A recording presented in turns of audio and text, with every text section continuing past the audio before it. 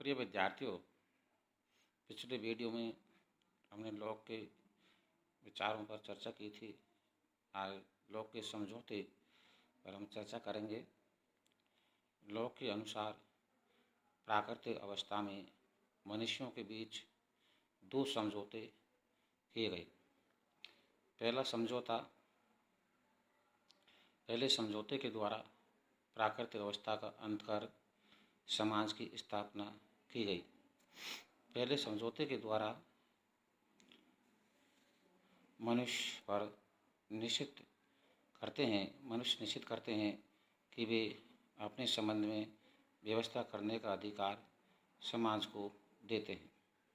परिणाम स्वरूप अब इस कानून के निर्माण का अधिकार समाज का होगा, जिन्हें वह मनुष्य के व्यक्तिगत और सामाजिक हित के लिए उपयोगी होगा।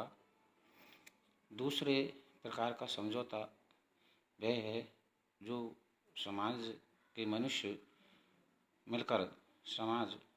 के सारे मनुष्य मिलकर एक शासक व्यक्ति अथवा व्यक्ति समूह से करते हैं तथा जिसके द्वारा राज्य संस्था की उत्पत्ति होती है। और यह समझौता एक प्रकार से शासक और शासितों के मध्य है, जिसे समाज के द्वारा शासक को कानून बनाने की व्याख्या करने और उन्हें मनवाने का अधिकार दिया जाता है। परंतु लॉक के सामाजिक समझौते में शासक को अमर्यादित शक्ति प्राप्त नहीं है। शासक की शक्ति पर यह प्रतिबंध लगा दिया गया है कि उसके द्वारा निर्मित कानून प्राकृतिक नियमों के अनुकूल और अनुरूप होंगे। लॉक का कथन है कि व्यक्ति अपनी संपत्ति की रक्षा के लिए राजनीतिक समाज में प्रवेश करते हैं। संपत्ति के अंतर्गत जीवन, स्वास्थ्य तथा स्वतंत्रता भी सम्मिलित हैं। और लॉक की धारणा है कि प्राकृतिक अवस्था में व्यक्तियों को जो अधिकार प्राप्त थे, समाज उसकी सुरक्षा सामूहिक रूप से और सामूहिक हितों को ध्यान में रखते हुए करेगा।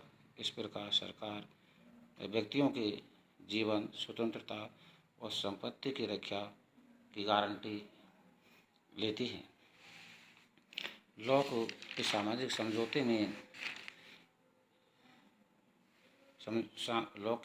समझौते की जो विशेषताएं हैं, उनमें लॉक के सिद्धांत के अंतर्गत दो प्रकार के समझौते होते हैं।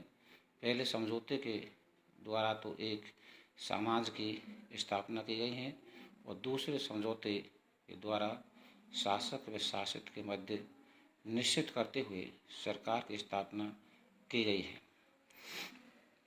समझौते के परिणाम स्वरूप नागरिकों के द्वारा अपनी प्राकृतिक अवस्था के अधिकारों का त्याग कर दिया जाता है, किंतु अधिकारों का यह त्याग इस शर्त पर किया जाता है कि उसकी सुरक्षा सामूहिक रूप से और सामूहिक हित का ध्यान रखते हुए करेगा। समझौते के आधार पर जिस राज्य संस्था का निर्माण होता है, वे माननीय अनुमति और सहमति का परिणाम है। लॉक के सिद्धांत में शासक भी समझौते का एक पक्ष है, अतः समझौते की शर्तों उस पर अनिवार्यतः लागू होती हैं।